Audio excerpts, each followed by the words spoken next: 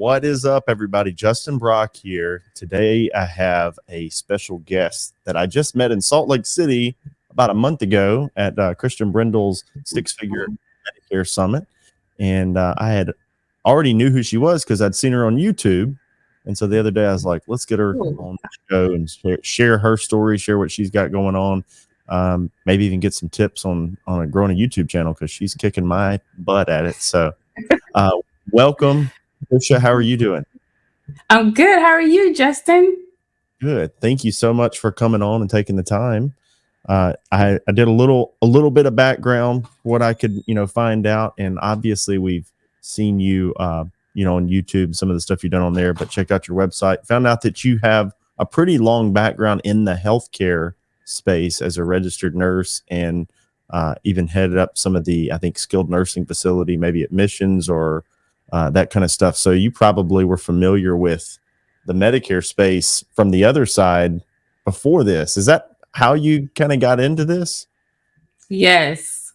So basically, there's like a little kept secret in the nursing facility. There's a position called MDS director or MDS assessment or MDS coordinator. And what we do all the assessments for reimbursement for Medicare and Medicaid.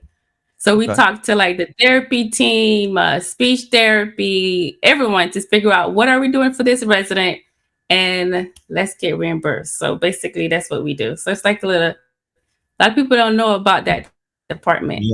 Yeah. Well, I'm sure it gives you a lot of valuable insight in how the filing is done so that when you're helping clients and, on this side of the equation, things that we probably don't know or that it would take us 10 years to learn just by trial and error and talking to people. So that's awesome. And so before that, you were just doing kind of registered nurse things, not in that position as well. Yeah. So I started out as a certified nursing assistant, just doing like the care for the residents as far as like bathing, eating and all that. And then I went to school and I became a licensed practical nurse, which is a nurse as well, but it's just less education. And I did like home health. I worked with kids, pediatrics in their homes.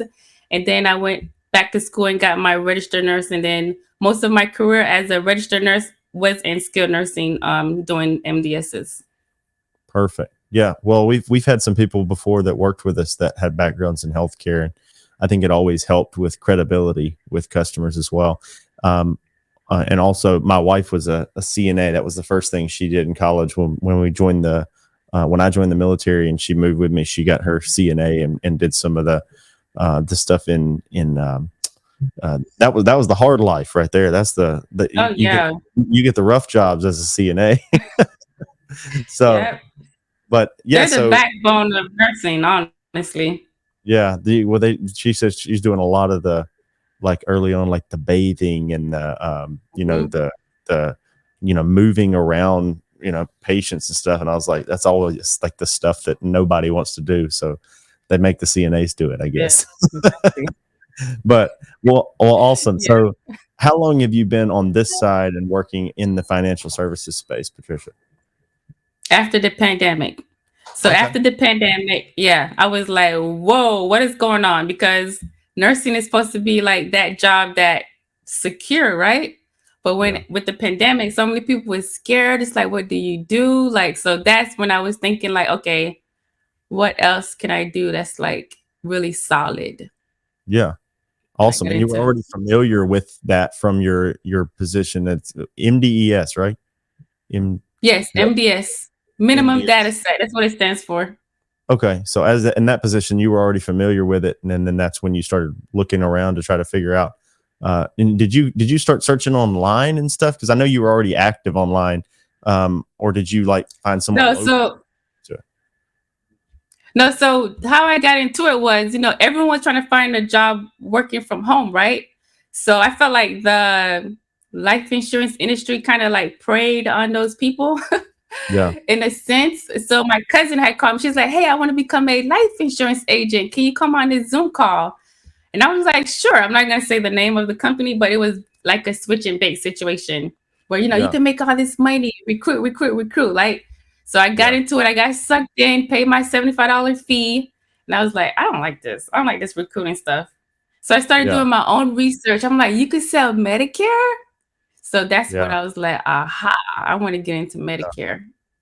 Yeah, Medicare's So is definitely the mature side of the individual life and health yes. sales, I think. So so I'm glad you graduated to it quickly, you know, and had the foresight to see the life side. I mean, I like selling life insurance, but I like life insurance when I'm cross-selling it with, you know, when I have a Medicare client and then later on they need life insurance. That the persistency is very high, the need is already there.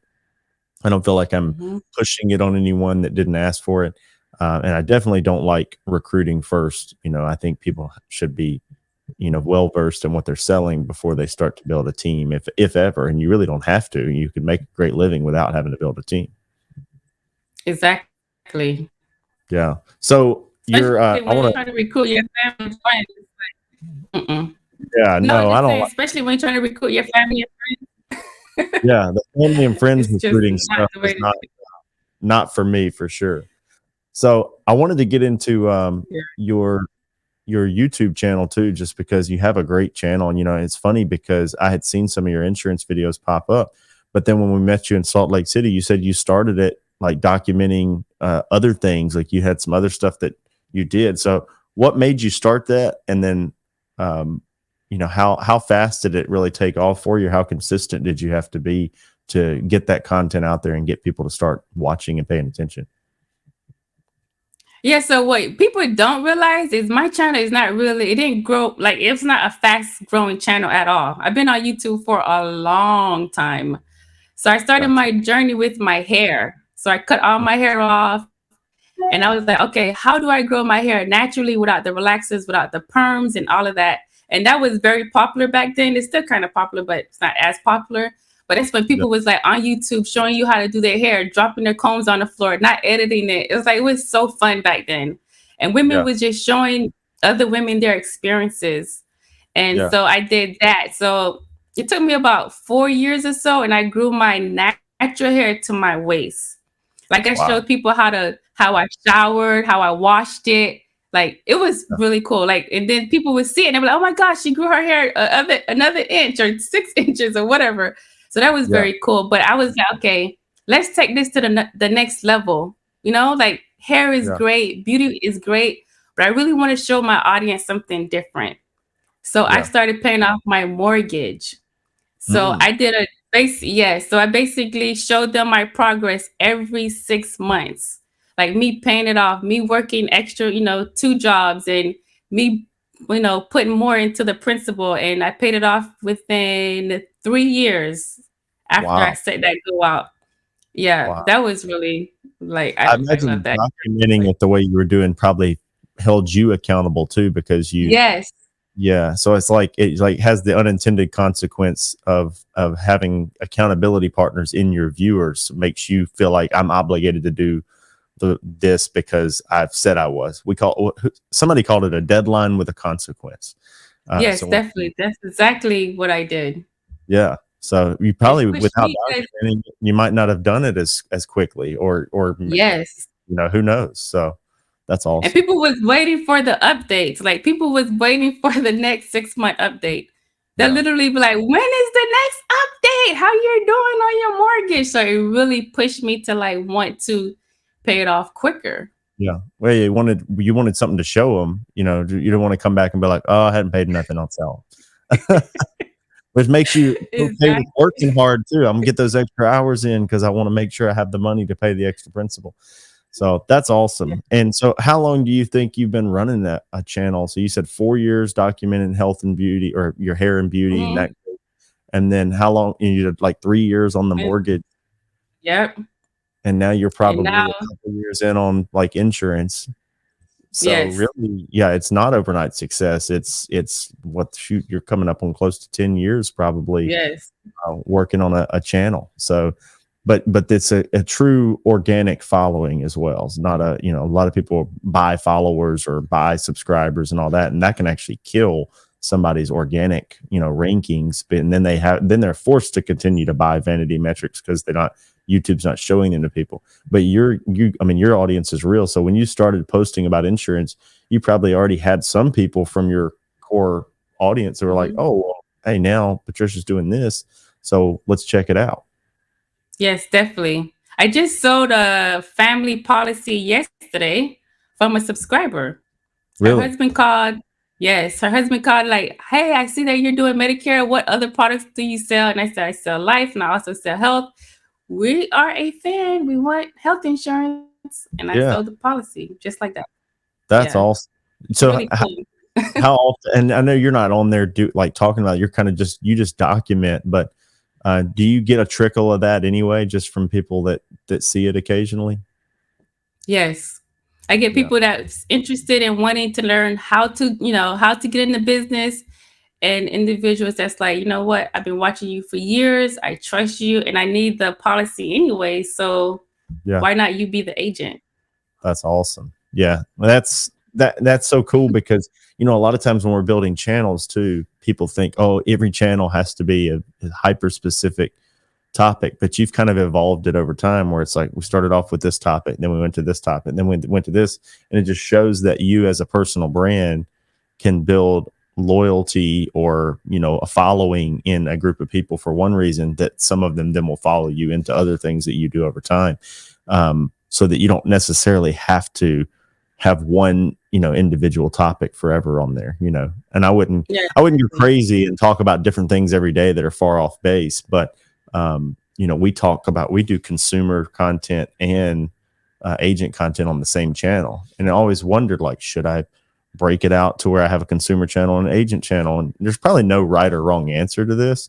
But so far, I've just enjoyed growing the same channel because it takes so long to get momentum on one channel that I'm like, I'll just put it both It on does. there. And I don't feel like I'm saying anything that most consumers, you know, would have a problem with anyway. Like, I'm not telling anybody to do the wrong thing. So I don't care if they see, sales videos, and I don't care if, agents see consumer driven videos. It's all the same to me. Yeah, exactly. And for me, I feel like a lot of people fell off with the like the natural hair and the beauty. They didn't know how to like move on to something different because the trends do change. So Yeah. if you're not growing with your audience, then you may fall off. So I didn't want to fall off. So Yeah. I knew I need to like the 20-year-old Patricia is not going to be the same 30-year-old people, Patricia. I mean, Yeah. some audience, they don't want to see you change. They want you to be the same person, but Yeah. that's not real life. Right. Absolutely.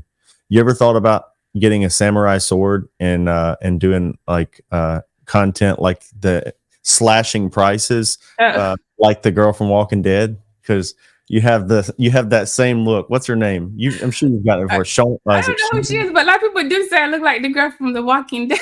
Yeah, she's got the same hair, and you look kind of like her, but it would just be funny, like if you had that and did a play on it on YouTube or something and said you're slashing health insurance prices. I like that. Yeah, she walks. She was a Like, yeah. badass. She's one of people's favorite characters because she doesn't talk a whole lot, but she walked around with that samurai sword, and she was like the ultimate zombie killer. So Funny. I've had several people that tell me it's like she looks like that girl from The Walking Dead. Oh, That's cool. well, well, awesome. So, what, like so far in the growth? I know you've been doing, you get a little bit from YouTube, but your marketing journey from the ground up, as somebody who's put out content and done that sort of thing, what other things have you had to do to get going? Because I'm sure some people think, oh, you got free leads coming from YouTube, but that's not enough probably to Mm-mm. get you really going. So, what else have you done? What little mistakes have you made in the beginning, and what little wins have you had that you'd be willing to share? So I joined the chamber. So Okay. what I'm doing, I'm trying to really network with the businesses around my office. Yep. Like yesterday, I went to talk to a free medical center. So Okay. what they're going to do is like when they only do under 65. So when someone is aging out of that clinic, they're going to refer them to me. Like when they turn 65, they can't go to the center anymore. They'll refer them to me. So I'm trying to do things like that. I have an interview with farmers, and Okay. I have an interview with another big independent insurance agency that don't sell Medicare. So that's what I'm trying to do. I'm trying to build relationships with other businesses near me. Yeah, absolutely. We I did a lot of that early on. You know, we got into BNI. We do here. Our chamber's called CDF, Community Development Foundation. But we'd go to those events, do ribbon cuttings with businesses, anything we could to meet people and get our name out there. But then you spend more time on the relationships like PNC agents, you know, financial advisors, pharmacists ended up being good referral partners. We used to get a lot of referrals from Fred's Pharmacy, and then it closed down or sold to Walgreens. Um, but now, I mean, it's still like your independent pharmacists and even primary care clinics and doctors. They send us so many referrals. Sometimes we'd start getting referrals from people we'd never met, just by That's nice. because we were doing good. Like I guess they just thought how they don't compete with me, and they seem to do this thing that I don't do good or do well. So they'd start sending us people, and so then when we'd start getting referrals from somebody, we'd try to go and network with them and show them that we appreciated it. But uh, it's amazing. Everybody wants to know all the Facebook and all the fancy slick marketing and stuff, and there's some good stuff out there for sure. But it's so funny how they sleep on that foundation of referrals when you can take your time, spend it, and turn it into a gift that keeps on giving over a long period of time. We still get referrals from people that I met 10 years ago, and now I'm not even the one writing it, but they're referring to me and it's just going to my agents. So, and those are like, lay down appointments because they've already gotten, when they get a referral, the trust is so it's already there. They're transferring that trust in you to this person. So when you talk to them, and then you can talk about the person. So instantly, I always would be like, "Oh yeah, Stephen Hood referred you." Well, known Stephen for a few years. He's a great guy. And then you can spend like your icebreaker is who referred you. Like we just talk about them. Like, oh, they're a great guy. And then you just keep on rolling. So that's awesome. Yeah, exactly. And in the chamber, in your chamber, and what area do you live in, Patricia? I live in Apopka, Florida, but the office is in Leesburg, Florida. Okay. And in the chamber, do they have like monthly luncheons or networking events, or do they have things like that? Yeah. Yes. So tomorrow they have a breakfast. I'll be there tomorrow morning. And I like it because the breakfast is before business hours. So it's at 7 a.m. So yeah. Yeah. That's And great. it's literally 3 minutes away from my office. So it's like, Yeah. Yeah, we have an office in South Haven near Memphis, and our team up there goes to the Chamber of Commerce meetings. And then down here, we got people getting involved in the Community Development Foundation, re-involved. I was early on. And then they do the ribbon cuttings. But they also have a group called Tupelo Young Professionals. So a lot of my younger agents will go to that. And then we had one that, because we made it an initiative in the first quarter of this year to start getting our core inside sales agents to join different groups. So we have one that's in Rotary, we've had one that's done Civitans. So we've tried to get them plugged in because it's very impactful. And it's kind of like the only marketing that's rewarding anyway, because it's fun to get out and meet people now that we can. I mean, we all know what a couple of years ago was like when you felt like you couldn't get out and meet anybody. So take advantage of it now, just in case monkeypox flares up and we can't go anywhere for a while. So exactly. I don't want another pandemic, but I kind of wish the first one would have sounded as cool as monkeypox instead of COVID. But anyway, well, what else is on the horizon for you? What's your plans going forward? You just want to keep scaling, or you enjoy this market? Are you not going to go back to nursing at all now that I'm sure you could, but what's that plan look like for you? Yeah, definitely. My goal is to transition. I'm already transitioned out, but to stay out. Yeah. I would love to get like a marketer, someone that can help me really go out there and get the word out, because it's like when you have an office, and right now I'm the only person here, so I have to be here. So what I do, I market on Fridays. So I close the office at 3, get in my car, and just start going from business to business. I get a lot of no's, but there's always a yes right around the corner. So every no is one step closer to a yes, and just some advice for me, I always like to hire out what your first inefficiency is. And so you don't always listen to what people will tell you. Hey, you need an admin, you need a blah, blah, blah. I don't like to put people in a box. Like, it might be an administrative type of position, but it might be somebody that you would consider being that person to help you market, you know. And you know, from my perspective, hiring a marketing agency has been a huge loss on, you know, a return on investment for us.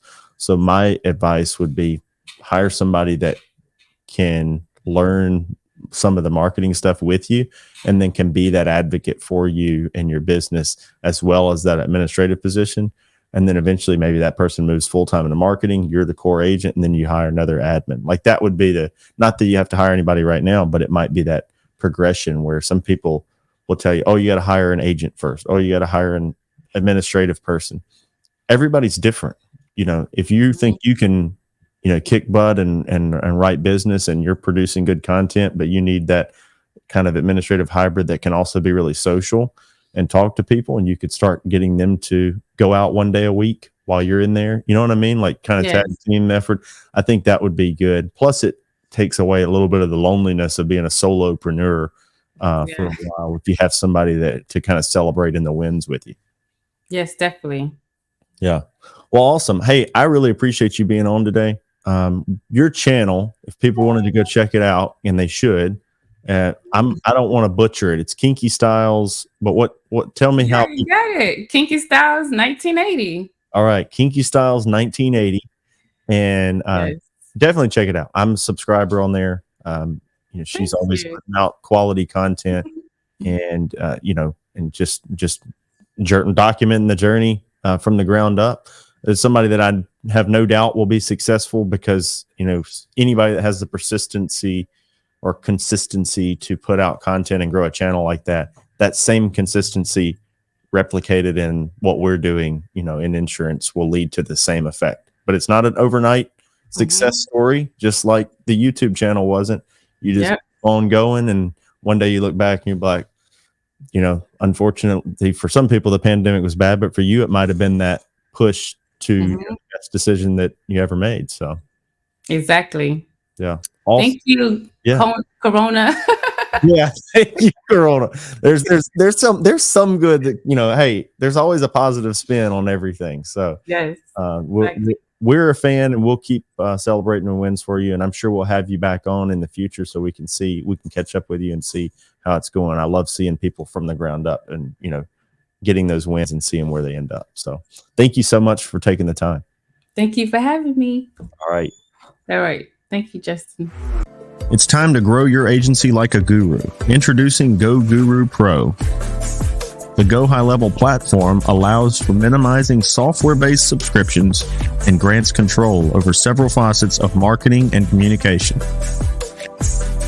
Automate your workflow, communicate with your leads, book appointments in advance, and house all your clients in one secure location. Visit goguru.pro and schedule your one-on-one demo today.